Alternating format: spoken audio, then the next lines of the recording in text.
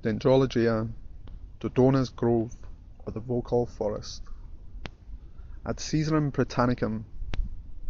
In time of yore, when earth was yet but clods, trees, for their guardians, had no less shade than gods. Jove did protect the oak, Bacchus the vine, Minerva said, the olive shall be mine. Venus the myrtle for her minion took ye, Apollo would the laurel overlook ye. My trees need no such patrons, one mild glance Of Caesar's eye will best their buds advance.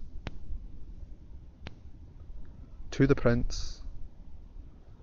To correspond now with the verdant spring, and your green years, the top branch of a king, a bud shot from the rose, and fleur de luth, the best of stems earth yet did e'er produce. What present can I bring that more agrees, both with the season and your years, than trees? They soon ye will cast their leaves, in autumn ye find, but may you shed nor leaves, nor blooms, nor rind, till muffled with hoary moss you do behold, fair ye scions from yourself ye, grown ye tall and old. To the knowing reader. Science in India first her beams displayed, and with the rising sun herself yea conveyed. Through Chaldee into Egypt then she came, among the Greeks, and so to Tiber swam, whence clambering over the Alps, these northwest parts, she civilized and introduced the arts. In Albion's woolly isles she welcome found, which for her bards and druids grew renowned, so called, because they commonly did use on God and nature's works mongst trees to muse, and fix their speculations, for in rind of trees was learning swaddled first, I find.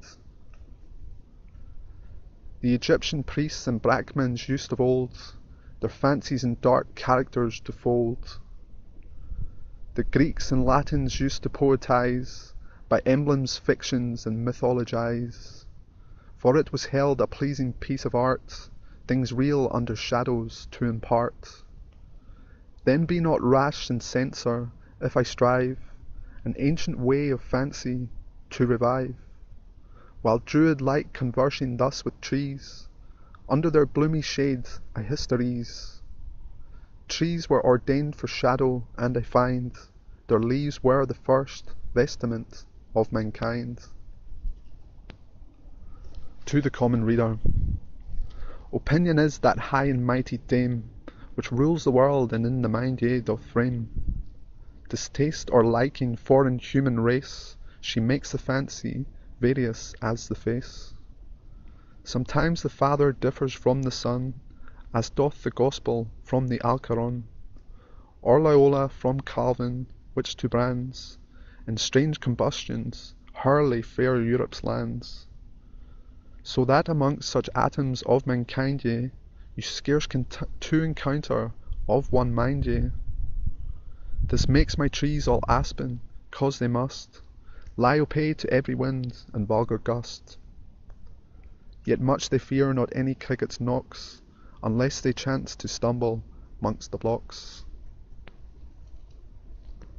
To the critical reader.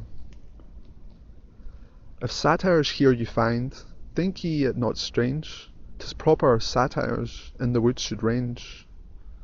And for free speech, why may not verse or prose sit under trees as safely as the rose? Yet here is nothing, though a grand inquest you should impanel, but may bide the test. For petty luries let the readers know, composers of this kind, stoop ye not so low.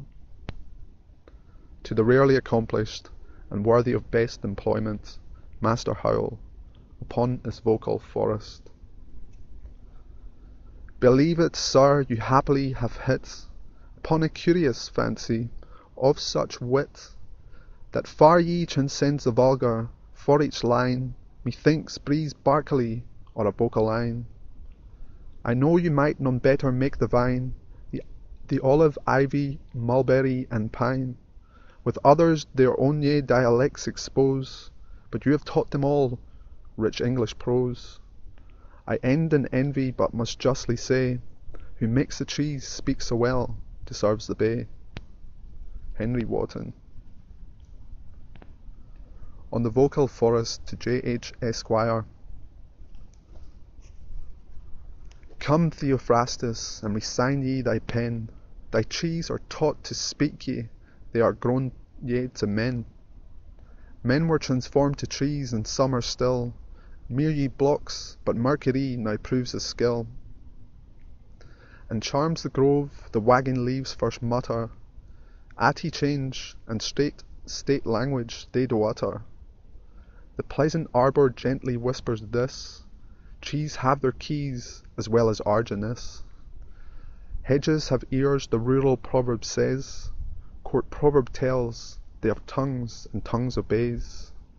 'Twas Iothian style to rap in tongues of trees, as sacred rolls report state mysteries. No poplar here, no meddler succour findeth, true heart of oak the loyal author mindeth. Spring's stately growth be thousand winters green ye, and in thy rind be names of princes seen ye. Though Vulcan iron marks or forest bear ye, nor axe nor fire Apollo's grove doth fear ye.